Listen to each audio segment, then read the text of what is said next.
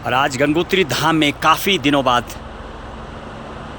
जहाज़ यहाँ आता हुआ हेलीकॉप्टर चेक कर रहा, शायद परसों जो यात्रा खुलनी 19 तारीख को, उसको लेकर के जो नया बना हुआ है हेलीपैड। और एक सेमवाल जी हैं, गंगोत्री में रहते हैं, गंगोत्री के ही आप पंडित हैं। सेमवाल साहब ये बताइए, आज जो हेलीकॉप्टर यहाँ आया ये लगभग कितने दिनों बाद दिखाई दे रहा है गंगोत्री में? ये तो काफ़ी दिनों बाद ऊपर तो काफ़ी बार आ चुके हैं हेलीकॉप्टर, लेकिन यहाँ पर एक नया हेलीपैड बना है। कहाँ पर बना ये?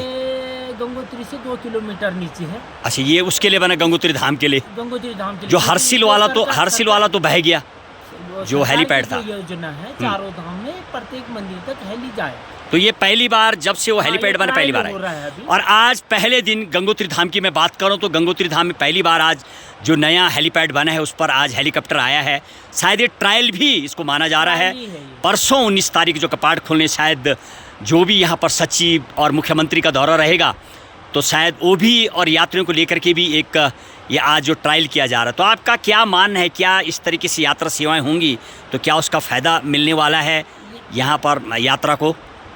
देखो, जो सरकार की योजना है कि बुजुर्ग लोग, जो लोग चल नहीं सकते हैं, जो लोग केदारनाथ की 14 किलोमीटर की और गाड़ियों से भी जिनको दिक्कत आती है, तो ये हेली सेवा भी हमारी उत्तराखंड सरकार और धामी सरकार ने किया।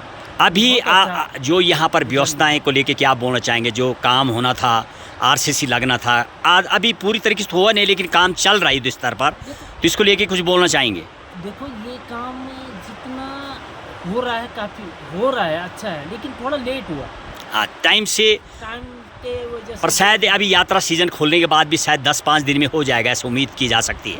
हो जाएगी। गंगा को लेके देखें आप जिस जगह पर मौजूद हैं, लगभग गंगोत्री धाम के मुख्य से लगभग 1.5-2 किलोमीटर आगे ये माँ गंगा का जो एक बहुत ही बाल्य स्वरूप जैसा स्वरूप दिख रहा है।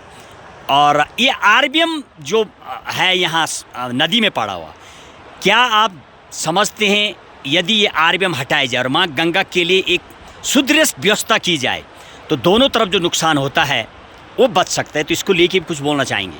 इसमें जो गंगोत्री से लेकर और 2 किलोमीटर ऊपर तक है आरबीएम, अगर इसकी दोनों तरफ दीवारें लगे और सेफ्टी वाल दिया जाए, और इससे क्या हो जाएगा कि एक तो पाथवे भी बन जाएगा, लोग गंगा जी का दर्शन कर सकते हैं। यहाँ ये गंगा बाग था सामने, वो गंगा बाग भी खत्म हो गया। पिछले साल क्या गंगा बाग था, बहुत ज़्यादा जो माँ गंगा का बाढ़ आई थी उसको लेके, वो आप यहीं थे उस दिनों? क्या हम उस दिन वो दृश्य को थोड़ा बताइए, कैसे रहा वो दृश्य?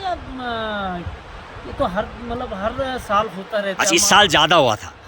पिछले साल थोड़ा ज़्यादा हुआ। वन विभाग और फॉरेस्ट के लेके जब मेरी टीम दौरा कर रही है तो कुछ ऐसे सुनने में आ रहा, वन विभाग के द्वारा संतगण जो तपस्या में लगे रहते हैं, ये तो तपस्थली भी है, माँ गंगा के भक्त अटूट श्रद्धा रखते हैं, तो ऐसा कुछ सुनने में आ रहा, उसको लेके क्या बोलना चाहेंगे? अब क्या होना चाहिए कि संत भी रहें और वन को नुकसान भी ना हो, उसको लेके? संत तो कभी वन को नुकसान नहीं पहुंचा सकते, ये हमारा सनातन कहता है। वन को नुकसान नहीं पहुंचाते, और संत के बिना गंगा का जो ये तपस्थली, ये भोग स्थली नहीं, ये तपस्थली है। और प्रत्येक संत का अधिकार है, जो वास्तविक में जो वास्तविक संत है उनको जगह मिले, उनको सपोर्ट किया जाए। उन लोगों को इन गुफाओं में रहने का पूर्ण अधिकार है, और उन्हीं के मंत्र ध्वनियों के माध्यम से ही जो ये गंगा की कलकल ध्वनि है ना, वो मिक्सअप होती है। राइट, चलिए बहुत बहुत धन्यवाद। ये हमारे नेशनल पार्क या फॉरेस्ट उनको रोक रही है, अनावश्यक परेशान कर रही है, ये अच्छा नहीं है। चलिए, ये आने वाले भविष्य के लिए भी हमारे लिए अच्छा नहीं। बहुत बहुत धन्यवाद। यदि मैं गंगोत्री धाम का दौरा कर रहा हूँ तो निकल के आ रही वन विभाग का जो फॉरेस्ट का जो घोषित हुआ है नेशनल पार्क की वजह से कुछ टेक्निकल खामियां सी नज़र आती हैं, शायद उसको दूर किया जाना चाहिए।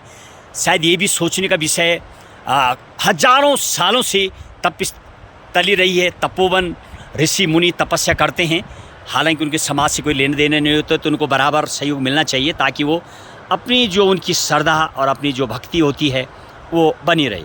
और देखिए गंगोत्री धाम से सीधे ग्राउंड जीरो की कवरेज।